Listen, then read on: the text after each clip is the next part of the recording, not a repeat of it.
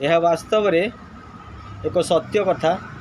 जेतବେଳେ कौन व्यक्ति रागी जाए अत्याधिक रागी जाए तापर से दुर्बल अनुभव करि थाए।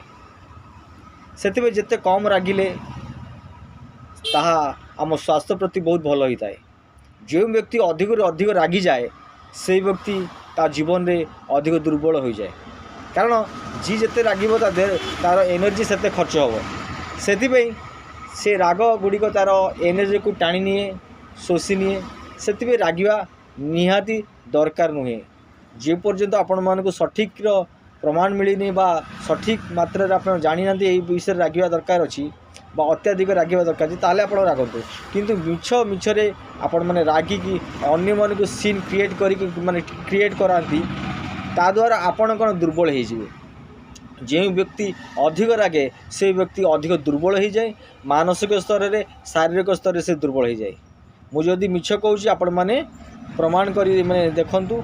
जो व्यक्ति अधिक रागी जाए से थरिबा आरंभ हो जाए। थरिला मैंने ता देह दुर्बल हो जाए। से गोटे दुर्बल क्लांत फिल कर आप अनुभव करेंगे। से केबे भी जीवन में रागतु शांति रुहतु नॉर्मल रुहतु देखिए आप सब कार्य को ठीक ठाक करदेवे। जो व्यक्ति अधिक रागे से किसी करें अधिक लोकरे मूषा मरे कथार आप जानते अधिक लोकरे मूषा मरे से अधिक रागिबा दरकार नहीं। ये रागिले कौन से कार्य हो पार शांति सब कार्य हो पार। आपण मान अनुरोध अच्छे आपण मैंने वीडियो को लाइक शेयर कमेंट करूँ आ भल लगे आपण मैंने अधिक अधिक लोक शेयर करूँ। Thank you so much.